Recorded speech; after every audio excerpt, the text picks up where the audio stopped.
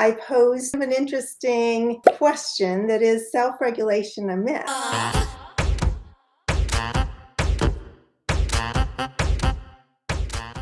I think it's really important that we look at how does polyvagal theory define self-regulation, because it's very different. When I was looking into this and writing the book, I thought, oh, that's a very different way to look at self-regulation. In polyvagal theory, it's defined through the lens of safety. The theory defines self-regulation as the ability of the nervous system to maintain feelings of safety in the absence of receiving cues of safety from another person.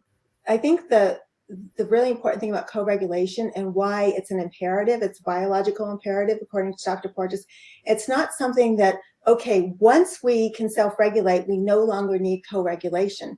Exactly. Co-regulation is something we need all the time. It's not an either or. It's not, okay, we're going to teach them to co-regulate, and then we're going to teach them to self-regulate. Now the co-regulating resource goes away, because remember, we're talking about interactive resources, those resources inside of us, outside the environment, and in relationships with one another. So if we say self-regulate, and we take co-regulation off the table, we take it out of their ventral backpacks, this little backpack we carry of ventral energy of our tools and our strategies that help keep us in ventral.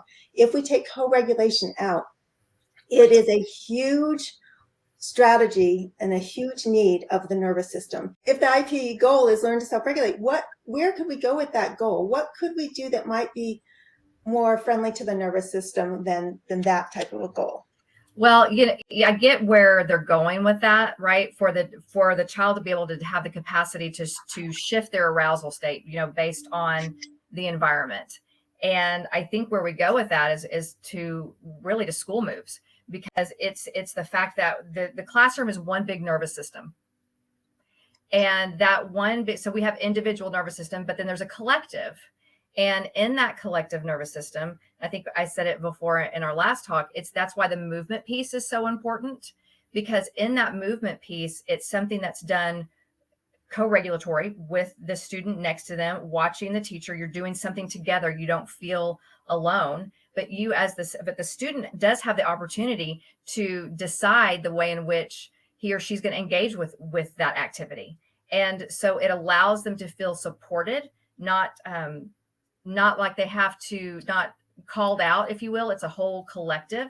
And that co-regulatory movement experience can then help them throughout the day access that capacity within themselves. I've been teaching in schools for a long time, so I know what's in people's heads. One is they're always going to want a buddy. They're always going to want somebody to sit next to them. They won't ever do things independently. And that is a valid concern. Mm-hmm. Do you have any ideas on that, Leanna? Well, it's interesting because I think that language can help us frame things within our own inner world and the environment around us.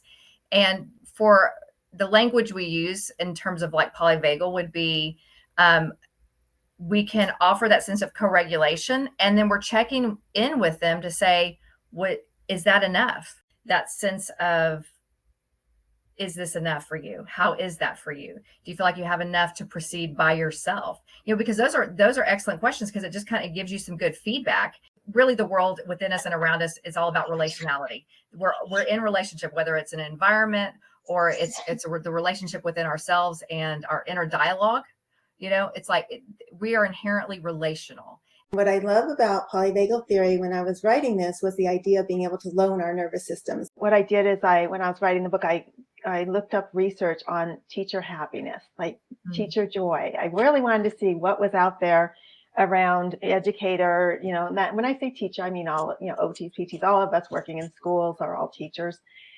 And it kept coming to one thing. It kept coming back to this one thing. And it was what Dr. Porges says is so important for our nervous system. It was co-regulation. It was having someone that you looked forward to seeing at school, that you had lunch with, that you sat down with after school. It was not being in your classroom by yourself and shutting the door, because that, I think, that is where it can get very overwhelming.